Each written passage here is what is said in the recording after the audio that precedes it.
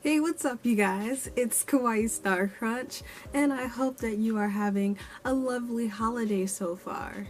Now then, as per tradition, my tradition, every year I've been making Christmas ornaments that have been some sort of anime or, related type item here on this channel, and one, just in case you guys want to give them as gifts or just to put them on your own tree.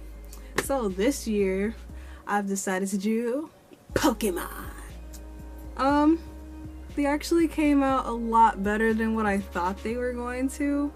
I'm actually really happy with how they came out, like, really happy. Like, look at this guy. He's so freaking cool. You can't tell me he's not cool. So yeah, there are a couple more Pokemon that I made.